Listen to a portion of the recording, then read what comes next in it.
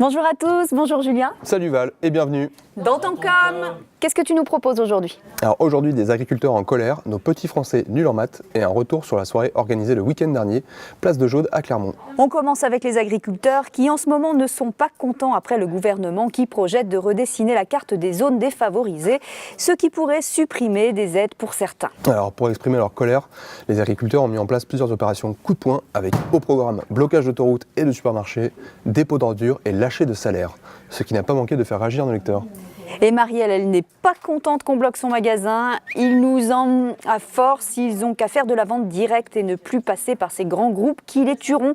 Mais ils ont voulu l'Europe, alors qu'ils assument. Alors pour Sylvie, elle, le problème vient surtout des supermarchés. Je les soutiens. Il faut qu'ils puissent vivre de leur dur travail. Les supermarchés doivent baisser leurs marges et enlever un zéro à leurs bénéfices, tout simplement. Colette a peut-être trouvé une solution. Achetons directement à la ferme si l'on peut. Ouais, enfin, pas facile pour tout le monde quand même. Et notamment quand on habite en ville. Ouais, c'est sûr. Hein. Pour Joël, c'est surtout un bon plan pour éviter la queue à la déchetterie.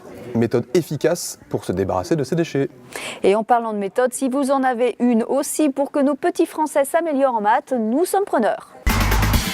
Et oui, car selon le classement PISA, nos élèves ne sont pas bons en maths, ce qui n'est pas le cas des petits Singapouriens qui ont trouvé la bonne formule. Mais pour Myriam, l'équation n'est pas si simple. Elle nous écrit « La méthode de Singapour n'est pas nouvelle. Par contre, on oublie de dire que le comportement des élèves à Singapour est bien différent de celui des élèves en France. » Alors pour Daniel, l'addition commence à être salée. Pas bon en maths, pas bon en langue, mais à quoi sommes-nous bons? Mais Frédéric a la réponse. Pour gueuler, champion du monde. Et bim, le compte est bon. Allez, maintenant qu'on a bien travaillé Valérie, et si on allait se détendre un petit peu? Avec plaisir. Samedi dernier, la place de Jaude s'est transformée en station de ski. Alors pour certains, la descente s'est un peu mal passée, comme Chabi Chabi qui nous dit « Mauvaise organisation, espace trop petit, il fallait occuper toute la place de Jaude. Impossible de profiter des stands, du coup on n'a fait que traverser au milieu. Dommage, cela aurait pu être un bel événement. » Effectivement, il n'est pas content et Cindy non plus. Comme le marché de Noël, c'est impraticable, les gens marchent sur les jeunes enfants et les gens restent à poireauter devant les stands pendant des heures. Du coup, on n'a pas pu accéder aux activités. Très déçu comme toujours, il y a une mauvaise organisation. Ouais, mais c'est peut-être l'absence de neige blanche qui leur a fait tout voir en noir, car pour Geoffrey, la fête était plutôt réussie. Contrairement à tous ces gens aigris qui auraient dû rester devant The Voice, j'ai trouvé l'idée et l'intention bonnes. Je me suis bien amusé, très bonne initiative.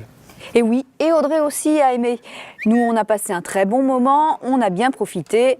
À refaire. Et pour une fois, c'est sur de la joie et de la bonne humeur qu'on va se quitter, Valérie. Mais non, regarde, il y a encore plein de commentaires qui critiquent. Ceux-là, on va les garder pour la semaine prochaine. Allez, salut. Salut. Quand même.